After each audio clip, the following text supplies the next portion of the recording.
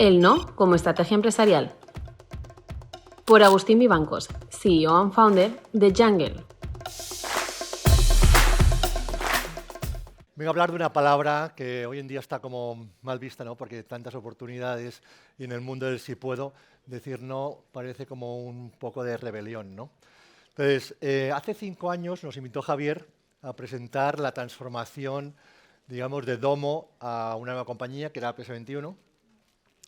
Y la verdad que tuvimos muchas críticas, eso que no había tantas redes sociales, pero tuvimos muchas críticas, todo el mundo pensaba que simplemente era un rebranding de una compañía, pero nosotros queríamos crear un nuevo modelo. Ese pequeño germen de PS21 se ha convertido hoy en 11 compañías y todos forman, digamos, parte del ecosistema de Jungle, ¿no? Y los resultados han sido buenos, en nuestra opinión. Pensamos que aún nos falta mucho, pero hemos multiplicado por 8,5 veces la facturación de la compañía en tan solo 5 años, ¿no? Entonces, siempre nos preguntan el cómo ha sido posible este crecimiento, ¿no?, tan exponencial. Estamos creciendo una media del 50% por año.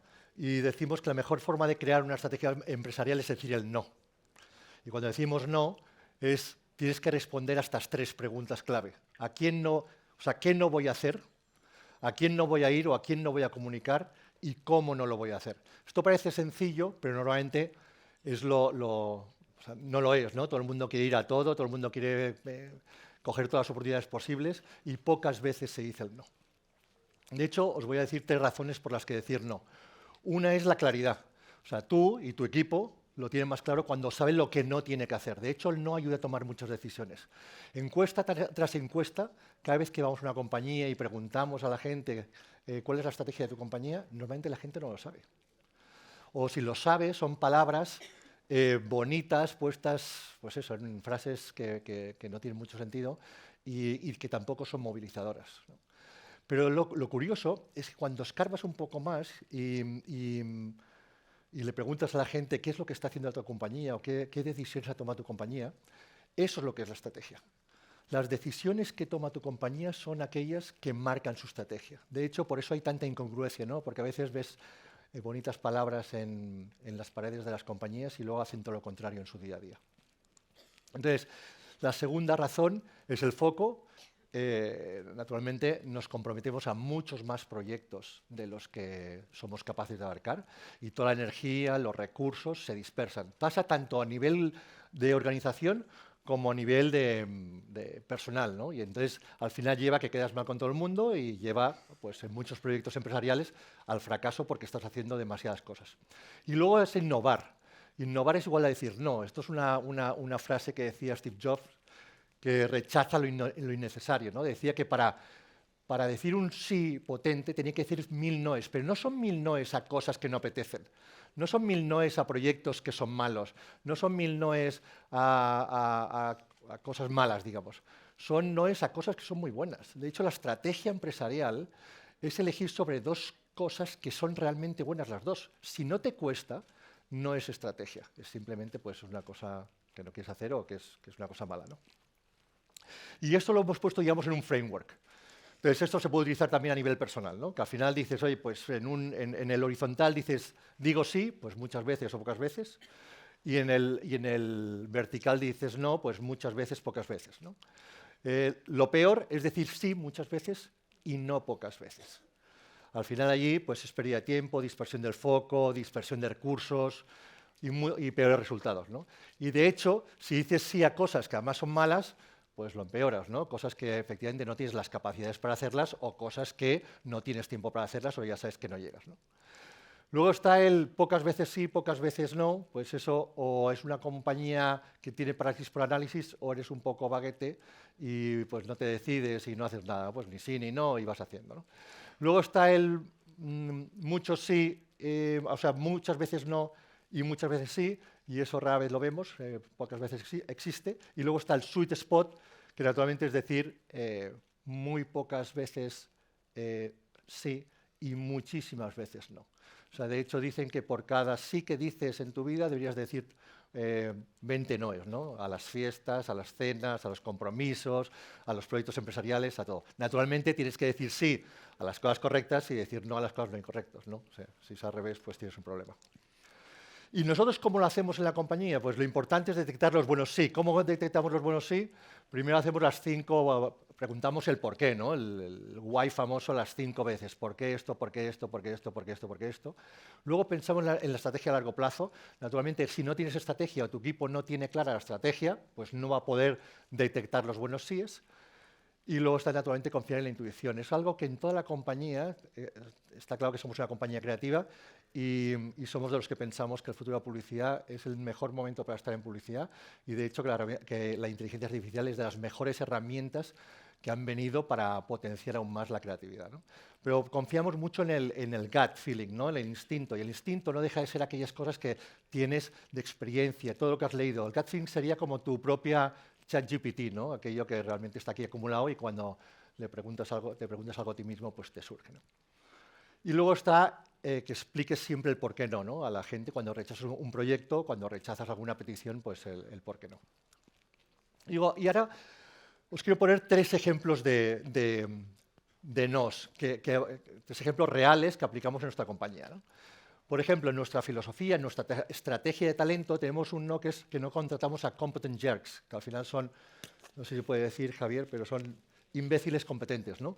Pues aquella gente que es súper crack, pero que es imbécil. Es curioso porque antiguamente estaban premiados. Tú cuando ves no sé, cualquier película de Wall Street, o sea, ser un ejecutivo agresivo era eso, eres un imbécil, pero eres súper crack y encima estás vendiendo mucho, ¿no? Hoy en día eso ya no funciona. De hecho, tenemos esta matriz, ya veréis que todo lo decidimos por matrices de 2×2, ¿no? Pero tenemos esta matriz que ponemos gente buena abajo, que sería el performance, y en el vertical, pues buena gente, ¿no? que es culturalmente, pues se adapta a la compañía y pues gente que mola, ¿no? Entonces decimos siempre que queremos gente buena, buena gente. ¿Cómo hacemos esta distinción, ¿no? Son ABCs y naturalmente tienes un C, que es aquella gente que pues, no es buena gente y además es muy mala trabajando. Entonces esos los tienes que echar inmediatamente. O sea, no puede pasar varios... O sea, si lo detectas en la entrevista lo tienes que echar, pero luego nosotros tenemos una norma que cuando alguien tiene 3 Cs seguidas en 3 trimestres va automáticamente a la calle. O sea, no se tiene que preguntar si tiene que ir a la calle o no tiene que ir a la calle. Y de hecho 3 trimestres me parece muchísimo, pero el equipo insiste en que hay gente que cambia. Luego tenemos los lovable fools, estos que no son muy buenos trabajando, pero eran muy buena gente. Antiguamente los teníamos, eran geniales, porque daban un buen rollo en la oficina, en la máquina del café, pues era gente que siempre es súper simpática y estaba por ahí siempre como muy buen rollo, ¿no? Y decías, no eches a este porque da muy buen rollo en la oficina. ¿Qué ha pasado? Que con el teletrabajo, esa gente ya no es útil. Entonces, tienes que asegurarte que esa persona está en el sitio correcto, porque a veces una persona es una B porque no está en el sitio correcto. Yo, de hecho, una persona que me reporta que es esencial en la compañía y añade un valor espectacular, estuve a punto de echarle 3 veces, pero porque no estaba en el sitio correcto. O sea, y cuando lo pusimos en el sitio correcto con sus capacidades, ha brillado como ninguno. Entonces, a estos lovable full lo que tenemos que hacer es entrenarles y ver si pueden pasar a ser pues, gente que realmente aporta valor y crea valor, ¿no? Y lo captura. Luego, naturalmente, están los competent jerks que os decía, que antiguamente también se veían muy bien vistos porque dices, ostras, es que este está vendiendo mucho, es que está haciendo mucho trabajo, es un imbécil, pero ostras, lo hace muy bien. Entonces, antiguamente, de hecho, nosotros los manteníamos. La B+ era alguien que lo teníamos ahí, pero hoy en día bueno, nosotros somos B Corp, con los comités de ética, con absolutamente todo, es muy difícil mantener a esta gente, por mucho que contribuya, ¿no? Aquí lo que tenemos que asegurarnos es que puede volverse buena gente. No sé, yo ya tengo 50 años, ¿no? En 25 años de trabajando he visto pocos casos. Tenemos, de hecho, un caso en la compañía que era un imbécil, pero era muy, muy crack, era un creativo muy crack, y ahora es un tío cojonudo. O sea, ha conseguido cambiar, pero no lo he visto casi nunca. Y luego, naturalmente, están los lovable stars o los critical stars, ¿no? Al final es esa gente que es buena gente, gente buena, y ahí distinguimos también entre 2, ¿no? Pues gente muy buena, pero no está en un puesto crítico, y gente muy buena que está en puestos críticos. ¿Qué me refiero por eso? Por ejemplo, no sé, en nuestra oficina la Office Manager es una máquina. ¿Está en un puesto crítico? pues podrías decir, no está en un puesto crítico, pero es una A, y una A significa la tienes que mantener, la tienes que desarrollar, le tienes que subir el sueldo, etc. Pero si además estás en un puesto crítico, que en nuestro caso son sobre todo las personas que están enfrente al cliente o las creativas, pues entonces es una estrella crítica, y a esos no puedes dejar que se vayan, les tienes que pagar mejor que nadie, tienen que estar en los planes de fidelización, tienen que tener acciones, o sea, tienes que hacerlo todo para que esas personas no se vayan nunca de la compañía. Más. ¿Cuál es el problema de todo esto? Claro, que aquí ahora os veis todos vosotros aquí, supongo que pues diréis, pues yo soy un A, un B o yo soy un plus, no sé, ¿no? Pero normalmente la gente piensa que es una A. O sea, el 90% de la gente que le preguntas, y si hacemos una encuesta hoy aquí, el 10, o sea, piensa que está entre el 10% mejor.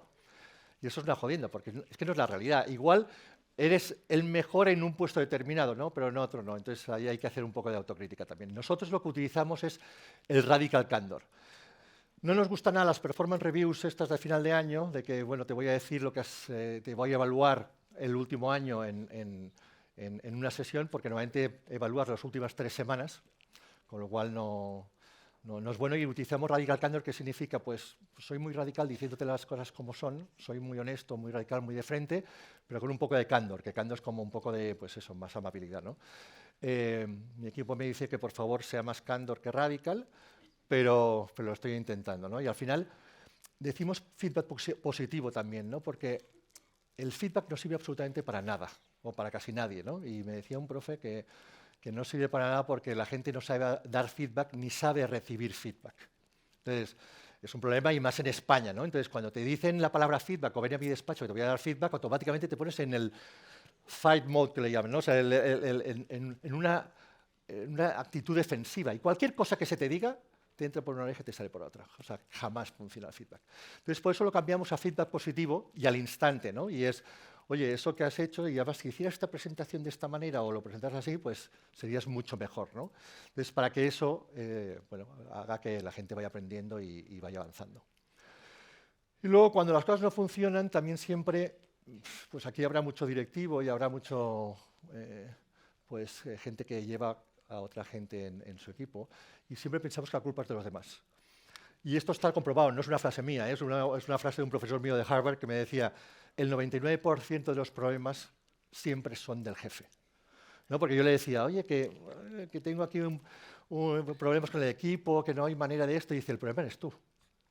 Y hay 50.000 casos, y hay libros escritos sobre eso, ¿no? Entonces, y normalmente el problema somos nosotros porque no sabemos transmitir la estrategia y el qué tienes que hacer en un puesto determinado, y tampoco sabemos a veces poner la gente correcta en el puesto correcto, ¿no? Con lo cual, si hay jefes por aquí, la próxima vez que le eches la culpa a tu equipo, piensa 2 veces, porque estadísticamente la culpa siempre es nuestra. Y ¿cómo utilizamos el no, por ejemplo, para la estrategia de crecimiento, ¿no? El mismo 2x2 lo utilizamos para seleccionar los clientes, tanto para evaluar los clientes que tenemos dentro como para aquellos concursos que nos llegan, ¿no? De hecho, os digo un dato importante. En algunas compañías, por ejemplo, PS21, desde que decimos no a concursos, bueno, ya nacimos con la palabra no. Entonces, antes con una agencia de publicidad que teníamos que se llamaba Domo, casi decíamos a todos sí, pues desde que decimos que no, crecemos más. Es directamente proporcional. El número de las ventas crecen proporcionalmente y directamente por el número de nos que decimos. De hecho, decimos no al 70% de los concursos que nos entran, ¿no? No todas las compañías son así en el grupo, porque cada uno está en su fase de crecimiento, pero en general el 50% de las peticiones que nos entran decimos que no. Entonces, ¿cómo elegimos? ¿No? Otro 2x2, cuadro 2x2, ponemos ingresos potenciales. Aquí está mal, porque ingresos potenciales donde pone bajo es alto y donde pone alto es bajo, en la parte de la horizontal. Eso me pasa por hacer las presentaciones en domingo y enviártelas el domingo, Javier.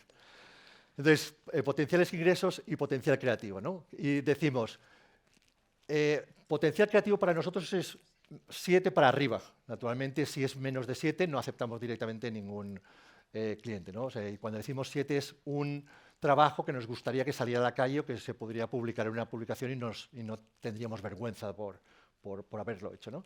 Entonces, naturalmente están esos clientes que son vacas, que son ingresos altos, y potencial creativo, pues normal, ¿no? Y entonces eso siempre decimos sí, los mantenemos, y hay tácticas para mantenerlo, etc. Luego están los perros, que son pues bajos ingresos y baja creatividad. Pues eso directamente pues decimos que no, porque no interesan, porque no vamos a hacer nada. Y luego, naturalmente, están aquellos con potencial que dicen que quieren la mejor creatividad del mundo. No sé si aquí hay muchas agencias, pero también es directamente proporcional. Cuando un cliente me dice que quiere algo disruptivo, nunca lo es. Siempre es lo más conservador. Cuando un cliente dice yo quiero la mejor creatividad del mundo, jamás lo es. Y cuando un cliente me viene y me dice quiero solucionar este problema y quiero llevar la marca aquí, sin decir ninguna palabra así rimbombante, normalmente es muy creativo. Por ejemplo, Kerman de KFC o cualquier otro. Entonces, es verdad que son directamente proporcionales el número de palabras bonitas que te ponen en un brief con lo que realmente quieren. Y estos tenemos que decidir si tiene potencial de crecimiento a largo plazo, los cogemos. Si no, no los cogemos. Y luego, naturalmente, están las estrellas, como el caso de los as, pues mira, pues no sé, KFC en nuestro caso, pues es muchos ingresos y mucho potencial creativo, ¿no? O sea, BVA, no sé, hay mucho, ¿no? Más. El no, y para finalizar, que te veo muy preocupado, Javier, estás muy preocupado, te veo preocupado por el tiempo que se me ha pasado ya. Pero ya estoy terminando. El no como estrategia de posicionamiento. Lo hicimos, bueno, según los números, también en KFC, con PS21, que llevamos 5 años con ellos, que la unidad que teníamos de social la sacamos para montar una nueva compañía, ¿vale? Que es una compañía que se llama Meme. Y Meme no es una compañía de social media, es una compañía de creación de marca a través de las conversaciones y a través del mundo social. Entonces, Meme nació con los noes. Y de hecho, la presentación de la compañía a los potenciales clientes son los noes. Y no son fáciles de aceptar por muchos clientes y, de hecho, estamos creciendo muchísimo porque hay clientes que solo quieren trabajar de esa manera, ¿no? Entonces, tenemos una agencia creada por Noes, que no somos una agencia de social media, o sea, somos una agencia de creación de marca, que es muy diferente. No tenemos community managers, aquí se habla mucho de community managers, no tenemos, y cuando nos dicen, ¿tienes community managers? No tenemos communities, no formamos communities, y aquí tenemos perfiles creativos desde lo social y perfiles creativos desde la gestión de la marca, pero no tenemos community managers, y estoy en desacuerdo con el señor Javier Piedrahita, porque está diciendo que un community o un social media tiene que responder a las partes más de quejas, y yo creo que hay que diferenciar entre resolución de quejas y construcción de marca, ¿no? Que son dos cosas distintas. Aunque todo hace marca, pero son dos cosas distintas. Luego, no utilizamos calendarios sociales, o sea, nos negamos a utilizar calendarios sociales porque el mundo social no es un calendario. O sea, el mundo social pasa constantemente. De hecho, con IAPES 21 inventamos el always in y no versus el always on, y el always in es estar siempre en la conversación, no simplemente estar on por estar, ¿no? Luego, importantísimo, eso, y esto es lo que más cuesta entender, no hace falta que lo entiendas, o sea, los clientes no tienen que entender las creatividades del mundo social. Yo, de hecho, el 99,9% de las cosas que hacen en marcas como KFC, pues no entiendo absolutamente nada. No solo no lo entiendo, no me preocupa entenderlas, no quiero entenderlas, o sea que no, me da igual. Y luego, no estés en todas las redes sociales, ¿no? Esto es importantísimo. Y algo que han dicho antes, que cuesta mucho, y naturalmente cada uno de los clientes tiene sus fases. Por ejemplo, KFC no nos aprueba ninguna creatividad. Tenemos un marco estratégico, tenemos los noes, lo que no queremos hacer, pero luego no nos aprueban creatividades, porque es que el mundo social buena velocidad que es imposible. Antes creo que esta tarde tienes a Beatriz aquí, ¿verdad?, de KFC. Antes por un tweet o por un post de Instagram están 5 días con aprobaciones. Ahora, no sé, lanzamos no sé cuántos Y luego, bueno, para finalizar, bueno, los datos de KFC, pues 1 de cada 4 interacciones de marca en toda España de Twitter son de KFC, o el 52% del engagement en TikTok, ¿no? Son cifras muy alucinantes, igual que para Adecco, que por ejemplo, que no tiene que ver con el tono de KFC, pues hemos pasado de 900.000 impresiones a 29 millones de impresiones. Cogimos en diciembre de un año, pues al diciembre del año pasado, ¿no? O AliExpress, que tenemos 13 millones de impresiones de promedio mensual, ¿no? A nosotros tampoco nos gustan los picos.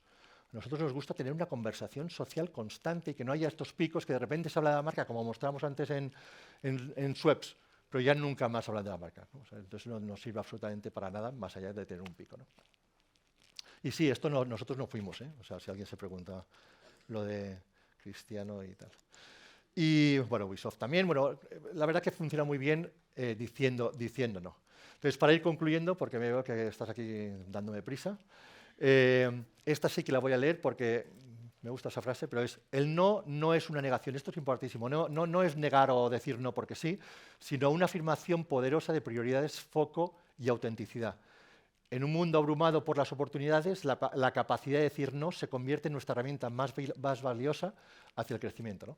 Y pensamos que efectivamente el no es tan importante en la vida como en la vida profesional y es algo que tenemos en recordar. Y por si hay alguien aquí de las compañías de Jungle, no es no quiero hacer este trabajo, mañana no voy a trabajar y tal. No estamos hablando de cosas estratégicas.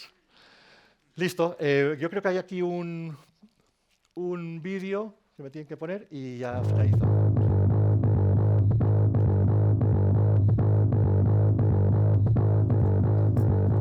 Sí. Es fácil decir sí. El sí suena muy bien en reuniones y evita el conflicto. Es tentador decir sí a grandes cifras, tendencias, presiones. Está bien decir sí. Sin embargo, el camino de toda estrategia se construye a base de renuncias, impulsadas por un simple pero poderoso no. No. No. No. No. No. No.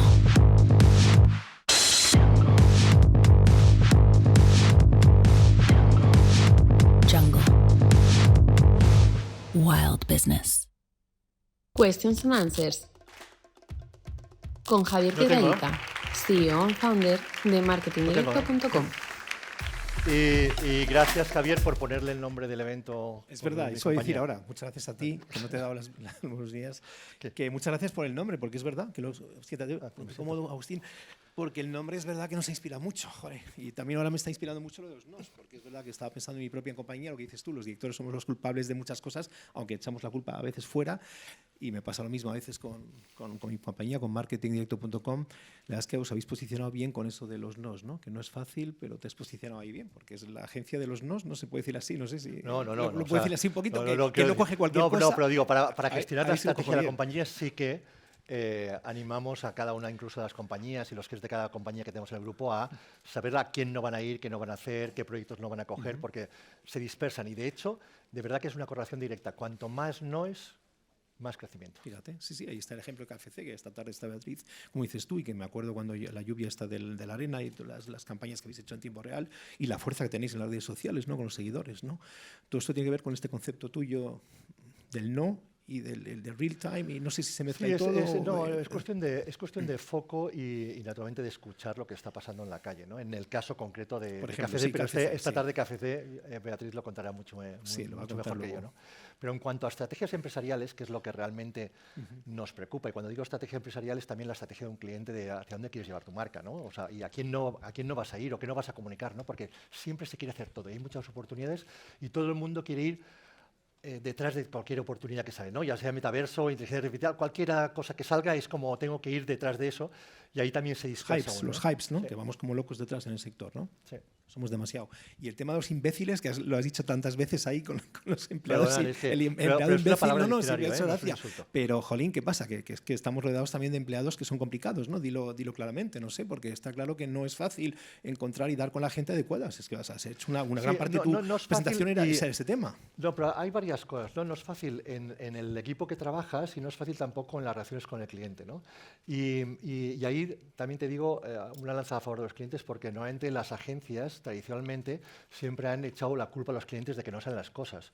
Y yo siempre recuerdo que el dinero es del cliente, la marca es del cliente y los objetivos son del cliente y conocen mejor que nadie el producto. Y nosotros estamos ahí para ayudarles a que efectivamente consigan sus objetivos. Pero es verdad que en las agencias siempre ha habido mucho... Sí, hemos sido un poco choque, imbéciles ¿no? igual. Choque, Sí, hemos sido un poco imbéciles en las agencias y imbéciles también en la parte de los clientes. No, pero los clientes igual hay más, no sé, igual no saben tanto como de lo nuestro, entonces igual es muy fácil a opinar de la creatividad cuando la creatividad es una ciencia y me hace gracia cuando decís lo de la inteligencia artificial, porque para mí y para la compañía es una de las herramientas más importantes que tenemos. Va a ser una herramienta, no estoy de acuerdo con lo que decías antes, me ha parecido una estupidez, perdona, Pero me ha parecido una estupidez que digas, es que si lo hace la inteligencia artificial, que no te paguen. Eso es como decir que si utilizo el corrector de Word, que no me paguen porque no sé poner las tildes. ¿No? O utilizar Adobe. Yo te doy a ti Adobe y tú no sabes hacer una campaña. Y es una herramienta. Y igual que con inteligencia artificial. Tienes que meter un prompt, tienes que saber qué preguntar y la gente no tiene ni idea de preguntar en general. Pero sí es verdad, Agustín, que con esos programas cada vez más sofisticados sí va a hacer falta a lo mejor un equipo más reducido, al menos para ciertas cosas. Y naturalmente, no pagar vale, pero sí costes más bajos. No sé. Si el anunciante tiene esa inteligencia artificial y tiene esos programas en unos años, no ahora, ¿vale? ¿Qué va a pasar? También lo digo por vosotros, en esas agencias. ¿Qué? Yo creo que hay dos cosas que una cosa es la automatización de las cosas. Nosotros ya para un cliente que se llama Más Móvil, antes hacíamos 1.500 o 2.000 banners al mes, manualmente. Hoy los hacemos ya con Machine Learning, hoy los hacemos ya hace tiempo que los hacemos automatizados. Pero ahí no está el valor no está en la automatización, el valor está en pensar qué le voy a meter a la automatización. Entonces, yo creo que a la larga los fees serán mucho más altos que ahora, porque necesitarás gente mucho más senior que sea capaz de hacer esos prompts. Porque al final, ¿qué se va a poder registrar? El prompt y la imagen. Eso va a ser una cosa registrable. O sea que no. Y me hace gracia cuando la gente dice, no, es que estás copiando con la inteligencia artificial. Tú no copias nada. Es como si dijeras, yo soy un arquitecto, voy por la calle, me inspiro de Frank Lloyd Wright o de Le Corbusier, cualquier arquitecto, y de repente llego a mi estudio y dibujo algo. ¿Qué pasa? ¿Que le tengo que decir a mi cerebro, no utilices ninguna de las referencias que hemos visto? Pero sí, como decía Picasso, los genios roban. Si los buenos copian. Te inspiras, es que toda la creatividad no es nada nuevo. La creatividad son cosas antiguas que las mezclamos de forma distinta, ¿no? Entonces yo creo que la herramienta, la inteligencia artificial, es brutal. O sea, lo que pasa es que hay que saber utilizarla.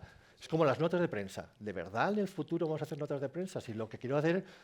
las notas de prensa lo que tienes que hacer es coger el estilo que tú quieres, que es tu propiedad intelectual, hacer que una máquina aprenda, porque después le decimos a la inteligencia artificial y en realidad es un modelo de lenguaje avanzado, y Machine Learning, ¿no? Pero es que, pero a todo le llamamos inteligencia artificial, ¿no? Entonces, es verdad que tenemos que poner un poco de pausa y aceptar las cosas de una manera para el aprendizaje, ir utilizándolas, viendo cuándo es el momento de invertir más, menos.